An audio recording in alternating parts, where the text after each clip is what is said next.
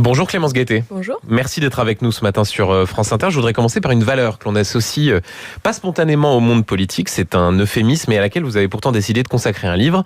Ça s'appelle « Pour une politique de l'amitié » aux éditions de La Découverte. Je résume en quelques mots votre thèse que vous allez détailler. L'amitié, contrairement à la famille dite traditionnelle, n'est pas assez soutenue par les pouvoirs publics, et vous proposez d'y remédier. Avant de rentrer dans le détail, une question de principe. Est-ce que l'État n'a pas autre chose à faire que de se mêler de nos relations amicales ? Est-ce que c'est vraiment son rôle que de s'immiscer dans des espaces qui relèvent de notre vie privée, Clémence Guettet ?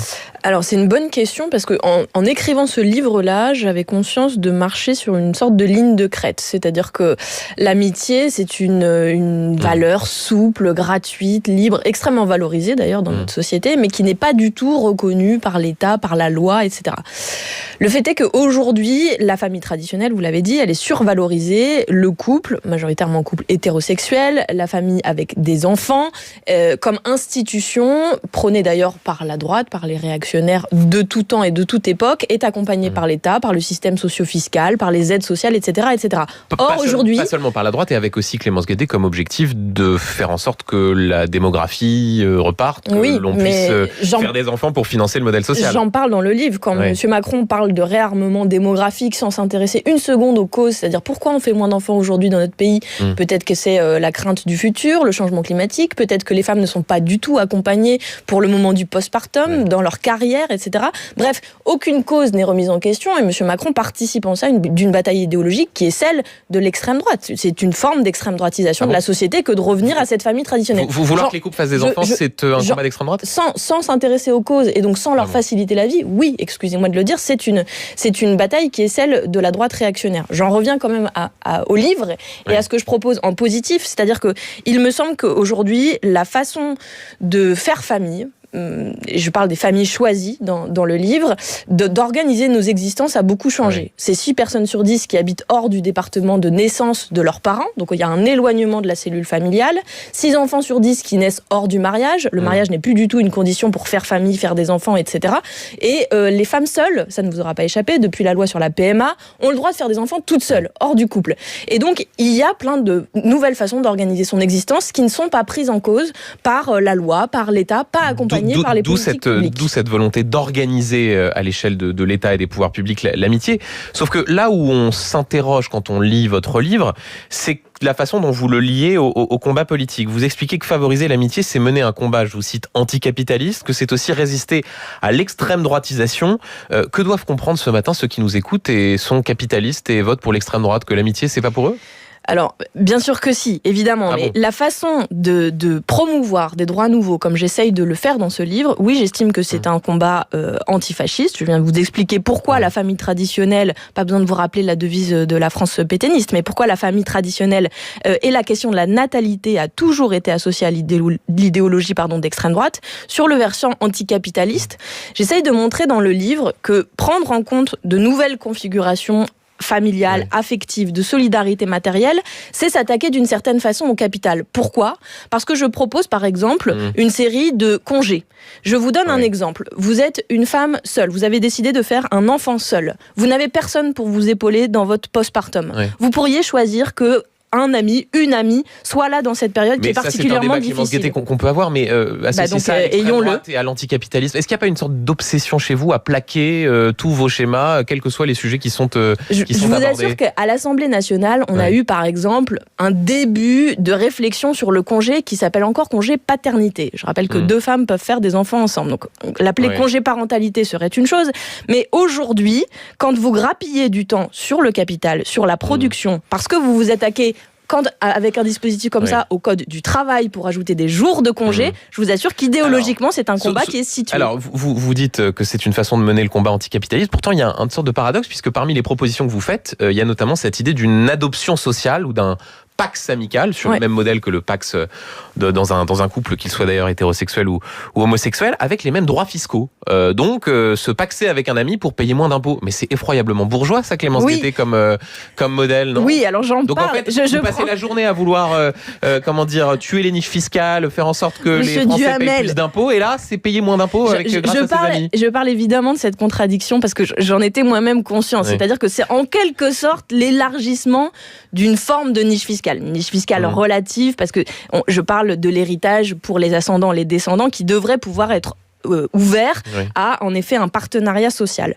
Le partenariat social, la première chose, c'est que ça ouvre des droits, mais ça ouvre aussi des obligations de solidarité matérielle, c'est-à-dire en cas d'endettement, en cas de galère dans la vie, etc., etc. Autre chose, dans le pacte que je propose, je supprime le critère de cohabitation. Les gens n'habitent plus nécessairement ensemble. Et je le dis aussi, évidemment, ce livre, donc, pour moi, j'arrive à la réponse qui vous intéresse. J'arrive à la réponse qui vous intéresse. Ce livre a été stimulant pour moi à écrire, parce qu'en 2027, avec la France Insoumise et avec Jean-Luc Mélenchon, on peut l'emporter. Et j'espère qu'on va l'emporter. Donc, ces droits nouveaux peuvent être appliqués. Et une réforme, et payer moins d'impôts. Une révolution fiscale peut être accolée à ça aussi. Et par ailleurs, des études montrent que ces préoccupations, elles sont parfaitement transclasses. Évidemment, des gens aisés, riches, bourgeois, à peu près comme tous les gens qui sont autour de cette table, et je m'inclus là-dedans, évidemment, nous avons des privilèges et ça permettrait de favoriser en quelque sorte l'héritage pour des amis, etc. Sauf que même les gens qui n'ont pas grand-chose. Faire hériter, quand vous avez une famille choisie de cœur, qui n'est pas vos enfants directs ou vos parents, faire hériter par exemple des bouquins de votre bibliothèque, c'est une préoccupation qui est partagée largement.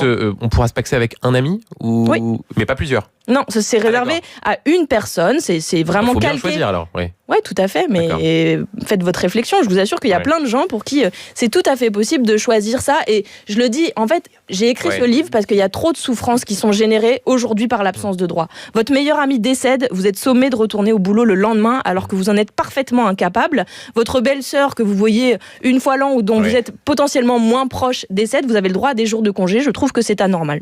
Un mot avant de parler de la dette et de la question soulevée par Dominique Seux. Vous avez des amis de droite ou pas ? Oui. Ah, d'accord. J'en ai peu.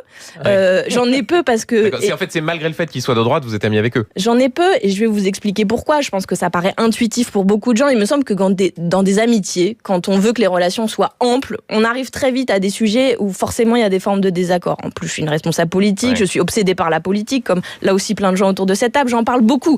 Donc je politise, y compris mes rapports amicaux, mais il me semble que c'est important aussi de sortir d'une forme de bulle. C'est pour ça que j'ai plein d'amis qui ne font pas de politique et que j'ai aussi des amis qui ne partagent pas mes idées. Après, des amis de droite, dans votre esprit, c'est qui votent Emmanuel Macron. Je ne dirais pas pour qui ils votent, mais je vous assure que c'est encore plus de droite qu'Emmanuel Macron. Bien, je voudrais, Clémence Guettet, pour terminer, qu'on parle de la question de la dette. Donc, Dominique le disait, vous défendez l'idée d'en effacer un peu moins d'un cinquième, la part détenue par la Banque de France.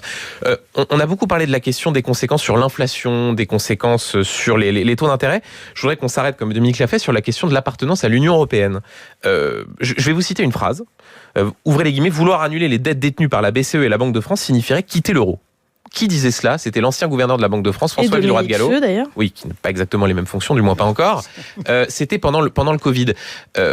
Vous pouvez dire que vous avez envie d'annuler une partie de la dette. On peut avoir un débat sur la faisabilité. Est-ce qu'il ne serait pas plus clair et plus simple d'assumer auprès des Français que cela impliquerait de déroger aux règles européennes et donc une forme de Frexit déguisé ? Non, parce que c'est faux. Mais en fait, on est content que ce débat agite la rentrée. Je pense que c'est un débat absolument essentiel parce qu'on va faire un automne budgétaire où, comme chaque année, toutes les forces politiques, sauf nous, vont faire un chantage à l'austérité, aux coupes budgétaires dans tous les services publics. En quoi est-ce que c'est faux que de dire... Permettez-moi de vous faire ma réponse. Et donc, non, c'est faux de dire que ça revient à un Frexit déguisé. Ce n'est pas notre intention. Ce que nous disons, c'est qu'il y a déjà 4 pays de l'Union européenne qui demandent la même chose. La Grèce, le Portugal, l'Espagne, l'Italie a demandé la même chose. Qui demande une annulation de la dette détenue par les banques centrales nationales. Figurez-vous que par la BCE, figurez-vous que beaucoup de pays européens y ont intérêt, refusent cette politique d'austérité qui a ensuite rejailli sur les budgets nationaux. Jean-Luc Mélenchon, président, va appeler Giorgia Meloni pour se mettre d'accord au sein du Conseil européen. C'est ce qui va se passer. Figurez-vous que nous allons faire de la diplomatie au niveau de l'Union européenne. Oui, parce que nous avons l'intention de désobéir sur de nombreux points. Ça ne vous aura pas échappé. Le libre-échange, pouvoir faire de la production souveraine sur le territoire national, industriel, agroalimentaire. Il va y avoir beaucoup de points de négociation. Vous utilisez ce mot de désobéissance si, Clémence Guettet, vous n'arrivez pas à convaincre vos partenaires européens. À ce moment-là, que se passe-t-il ? Mais alors, c'est toujours la même chose. Vous nous demandez de désarmer avant d'avoir mené la moindre bataille. Nous pensons, que d'autres pays européens y ont intérêt et que donc on pourra être écouté sur cette question. Et par ailleurs, la BCE peut être utilisée davantage comme un outil politique de lutte contre la spéculation financière. Et nous avons l'intention de le faire. Clémence Guettet, est-ce que si vous n'arrivez pas à avoir un accord avec vos partenaires européens, est-ce que ça pourrait impliquer de dire, dans ce cas-là, on désobéit ouvertement, et ça revient à ce qui était une forme de débat, qui est de dire plan A, on réussit à les convaincre, plan B, si on respecte plus les règles de l'Union européenne, on s'en va. Le programme sera présenté très bientôt, donc vous aurez exactement notre plan pour l'Union européenne, mais si votre question c'est est-ce que vous avez l'intention de faire un Frexit, ma réponse elle est très claire aujourd'hui, c'est non. Nous comptons mener des négociations au sein de l'Union européenne. Je le redis, d'autres pays y ont intérêt, ils sont dans la même situation budgétaire que nous, in fine c'est les Français qui payent. Merci beaucoup Clémence Guettet, je rappelle le titre de votre livre, Pour une politique de l'amitié aux éditions de la Découverte.